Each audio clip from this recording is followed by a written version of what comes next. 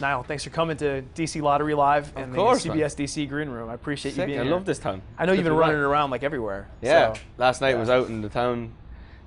Finished work, went to the gym, had some food. Where'd you go? You were out in the town. Did you check out monuments and stuff? Yeah, we went to down. What's that area of town called? The National Mall. The National Mall. There you so go. where all the monuments are. Yeah, it was right. really cool. It was really quiet down there. Went to see the Lincoln Memorial, Washington Monument, World War II memorial there too. Really sick. I love all that American history, so it's very of interest to me. What was your favorite? The Lincoln thing is at night, right? Lincoln it's the best. It's like, the best. I don't know why people go during the day because it's just like so nicely lit at night. It's really quiet up there. It's nice. And you know it's huge too. You don't realize it until you walk up. Yeah. Like Honest Abe is just gigantic when you walk up to the I couldn't believe memorial. Yeah, it was pretty special because you've seen it. I've seen it so many times in movies, and I've been to Washington like multiple times, but I've never had the chance to actually, get down and have a look, and it was great. Any fans recognize you at all? No, it was really quiet. It was like 10:30 last night, so it was pretty. We walked down. It is quiet. I mean, obviously, the later you go, the better, because it's like you get it all to yourself. Yeah, it was great. We walked. One of the boys has like a pedometer on his phone. How many miles you guys walk? We walked 10K last night. So good Lord. We just walked around. We walked from the hotel, got some food somewhere, walked into some random Chinese restaurant.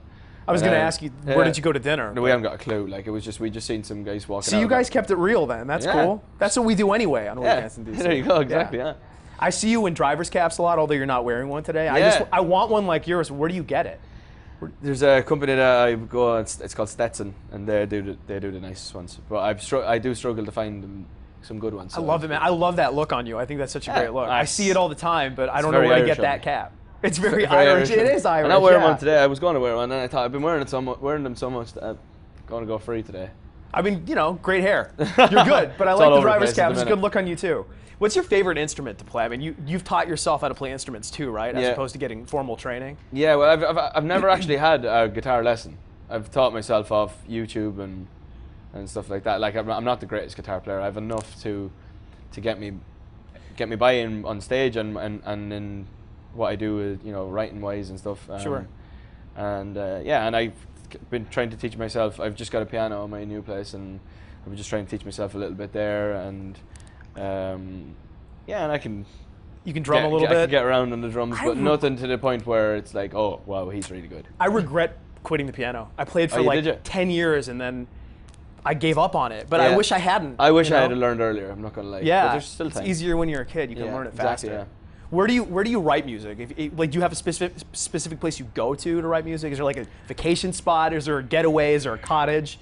Where do you go to do that? I tend to write like concepts and stuff down a lot. Like I carry this little moleskin book. This little I think it's called moleskin or something. It's like a little leather book. Yeah. And I bring that around with me. And last year I went backpacking across Southeast Asia with some of my friends, and I spent a lot of time on trains and planes and stuff. So I just wrote down a lot of stuff, and then when I got back to London and I wanted to write, I had all this kind of stuff ready to go and knew exactly what I wanted to say in each song. And then it just happens randomly. Like sometimes I'll sit down, I'll be watching TV or something, and I'll pick up the guitar like I always do, and then I'll leave my phone on my knee and record something, and then listen back to it and be like, oh, I like that. Or go into the studio and intentionally go to write something. Sometimes it happens off chance, and sometimes by chance, and sometimes it doesn't. Do you find that when you're outdoors that what's in terms of inspiration of, coming up with creative ideas, is it when you're backpacking outdoors, is it when you're at home, or does it not really matter at all? I find when you've got time, when you're like sitting down, and you're not doing, like if I was going around today, like how busy we are. Right. You don't really have time to think focused, about, right, of course. If you're sitting there and you're watching TV or something and your mind's just at its most relaxed point.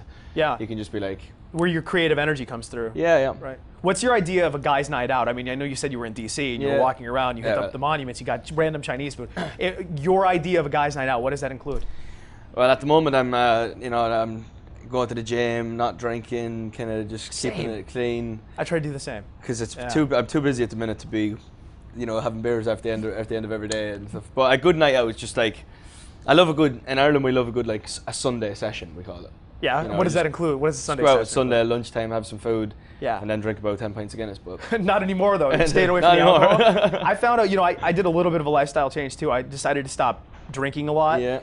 and the focus, the mental acuity is like a total Oh, different it's world. a different story altogether. I mean, I'm not trying to, like, I like to have a couple drinks, but Yeah, it's same. so much better when you're in a creative field that, you know, you're able to focus more. Yeah, It exactly. really is. Some people it helps them do it, but Yeah. I feel like living a No, I cleaner can- life is so, especially when you're under stress, like you're always running. Yeah. So it's nice to be able to have that. I struggle freedom. with my voice as well, so I've got bad acid reflux and stuff like that, so the old drinking doesn't help.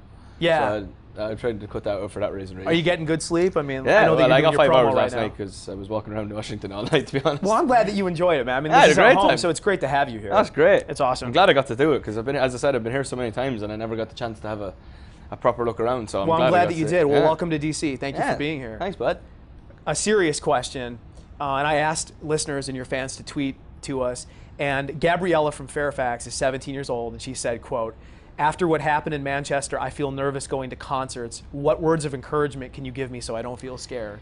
Yeah, it's terrible, and no, I've been saying all day, no one should ever have to fear going to a concert. You know, I know from experience, having done hundreds and hundreds of concerts, that people have been waiting. These kids, you know, a lot of these kids that have lost their lives have been waiting for a year or whatever. Got tickets for their birthday, got tickets Yeah. for Christmas to go Yeah. to a concert, going to see Ariana, who's their idol or their Sure. their favorite artist, and no way should they have to fear going to a concert, you know, because of some cowardly act. And I hope that people are not discouraged now, and do still come to concerts, because we're there to give enjoyment, Of course. and we hope that, you know, this thing can be deterred going forward and stop happening, because, you know, that's 2 concerts now, and we don't want this to happen anymore. Yeah, and it's so. I was just saying yesterday, you know, music